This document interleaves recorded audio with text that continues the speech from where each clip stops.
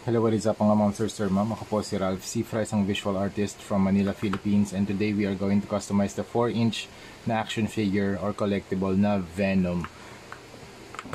Mabibili niyo to sa Toy Kingdom for only 279 pesos. Ayan. Naglagay na rin ako ng signature kasi ito yung gagamitin nating packaging for the custom repaint. Babalik natin dito yung figure, okay?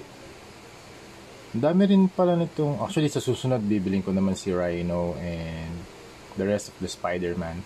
Kasi maganda pag nabuo yung base tapos yung bilog si Spider-Man. Actually maganda lahat eh. Maganda lahat. So I think pwede ko siya kumpletuhin sa mga susunod na trip sa Toy Kingdom. For only 279, meron ka ng Venom na action figure na pwede mong ilagay sa inyong collection. Okay, first, wala na tayong tatanggalin ng mga parts. Sprayan na natin to directly. Basta make sure lang na wala namang dust or anything na nakastick sa figure.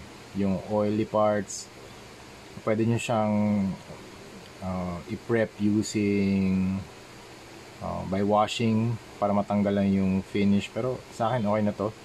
Ang gagamitin nating primer ay number 191 flat clear from Boston. Okay? Tapos mag-a-apply tayo ng shadows, ng highlights 1, highlights 2, and then line art. So yun yung gagawin natin dito. Comic book style na repaint. I-paint din natin to sa likod, yung logo niya. Okay? That's it. So balikan ko kayo kapag na-apply na natin siya. Okay, so done na tayo mag-apply ng flat clear. Meron na siyang adhesive layer. Now, next na gagawin natin, mag-apply naman tayo ng cobalt blue para magawa natin siyang comic book paint style. Since di na tayo maglalagay ng darkest color, ito na yung darkest color na. Maglalagay na lang tayo ng highlights 1, highlights 2, and highlights 3. So first, ito muna. Cobalt blue muna tayo.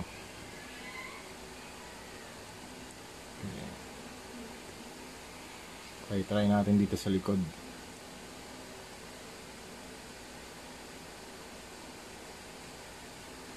Okay. So yung gagawin natin dito, flick and flick na motion ng brush. Okay. So dinadaanan ko lang yung mga lightest na mga parts, yung mga muscle areas niya.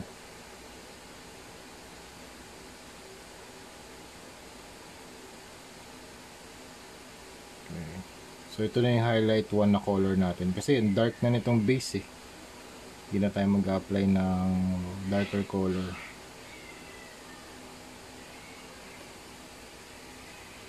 Dito naman sa front.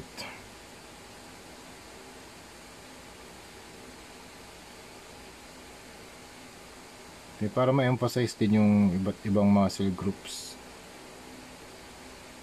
Yan. Lalo na dito sa bicep. Yan eh.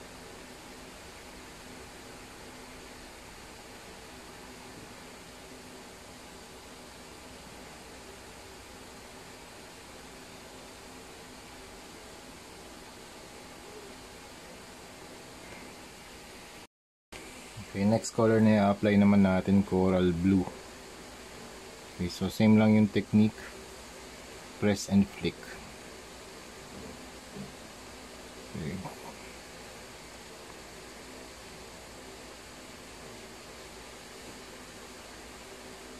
Kung medyo thick yung paint, lagyan natin ng water para mas mag-flow.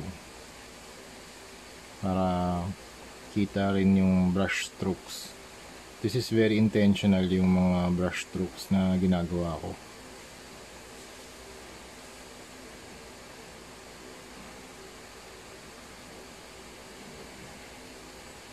Para mukha siyang comic book paint style. Okay, next na color naman natin, white naman. So ganun lang din yung proseso. Nag-apply lang talaga tayo ng layers and layers of paint. Okay, nag-apply na lang din ako ng pink for dito sa tongue. Dry brushing din yung dry brushing naman yung method. Now we are going to apply some toxins dito sa kanyang tongue using acid slime and white. Okay. I'm using a very thin brush.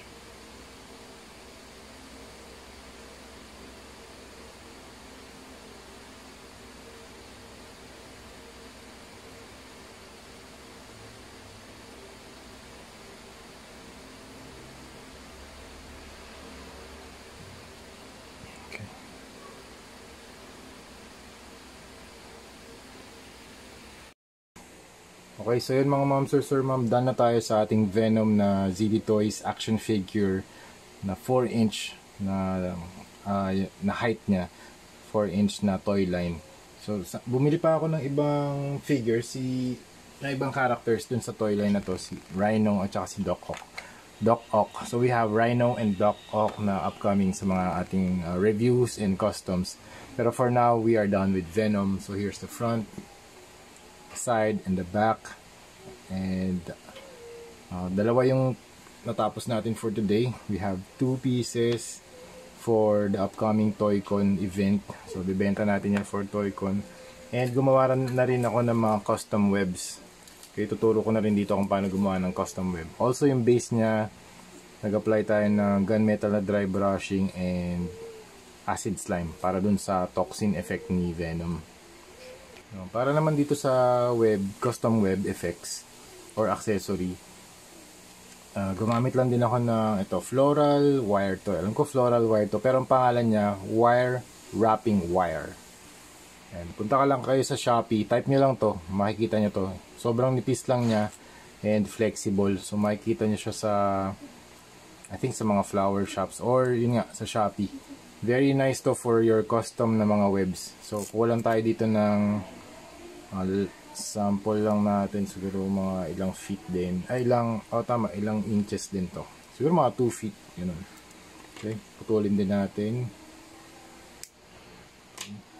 Kung wala kayong rotary tool, actually mas mabilis tong rotary tool na method, pero kung wala kayong rotary tool, divide nyo lang siya, i-fold nyo siya into 2. Okay, tapos ikot nyo lang tong part na to. Okay, wait lang ito, i-spin nyo lang yan, ganyan. Ikot lang na ikot hanggang sa ma-reach nyo yung dulo. Okay? So pag ito, naikot nyo na, mas magiging fine na yan, katulad ng ganito. Ayan, ganyan na yan. Tapos pag na-insert, pag nagawa nyo na tong part na to, gagawin nyo naman yung mas loose na mga parts. Sa paggawa naman ng mga loose na mga parts, i-extend nyo lang tong isang part ng string or ng wire, and then iikot nyo to. Iikot nyo ulit to. Yan. So depende na sa inyo yun kung saan kayo mag-loosen up and magta-tighten up ng mga coils. Ayan, something like this, na mga coils. Yan, mga ganyan. Para magkaroon ng mga loops. So for now, gagawin natin yung first level using the rotary tool. Okay. Medyo mabilis to eh. Nagulat nga rin ako kanina. Biglang umiikot. Pero mag-iingat kayo rito kasi mabilis yung spin nito. Ayan. So ito yung rotary tool ko. Tapos tinape ko lang yung dalawang ends dito sa tip. Tapos pag tinurn on natin to, mag-iikot na siya. Okay. So 3. Ayan, teka lang Okay, 3, 2, 1. Ayan, umiikot na. Ayan. Okay. Naputol na. Pero okay lang. Ito yung ano niya. Ito yung output natin. Okay. Ganito. Mas fine siya kaysa dun sa ginawa kong... Actually, pwede nyo rin naman itong gawing pino. Pero kung gusto nyo mas fine, gamitin nyo yung machine. Okay. Ayan. So, pwede kayong gumawa ng loop dito. Kunwari, natatanggal yung kamay.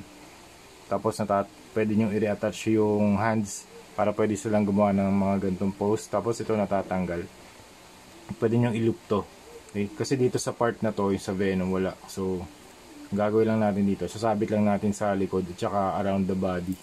Pero at least nakagawa tayo ng gantong klaseng mga level. First level pa lang to. Yung second level, gawin natin. Wait lang. Yan. So, okay. Ito na yung looping. Pasok natin tong isang end dito para lang secure siya. I-tali natin. Tapos loop. Ikot. Ikot lang din. Okay. Tapos para makagawa tayo ng mga mas maluluwag na loops. Depende.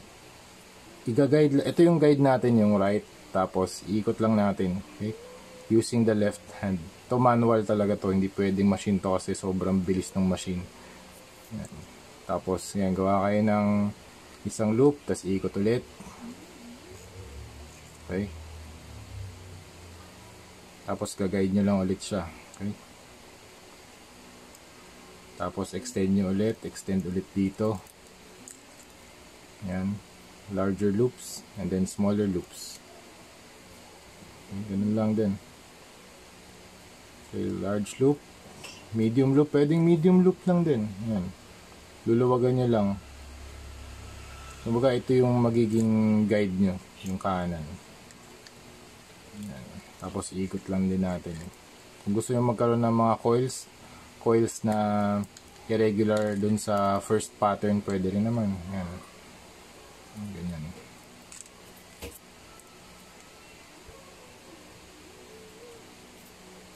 Okay, so yan, ito na yung web natin. Equip na natin kay Venom. Ayan, so yun mga ma'am sir, done na tayo sa sa ating Venom na project. So ito na yung custom webs na in-equip natin sa kanya. Pwedeng ganito, pwedeng nakalagay sa ground, kahit ano, pwede niyong gawin. Articulated naman to si Venom. So that's it mga ma'am sir. Thank you very much for watching. Ito nga pala yung base na. Thank you very much for watching and see you sa next video. Bye bye.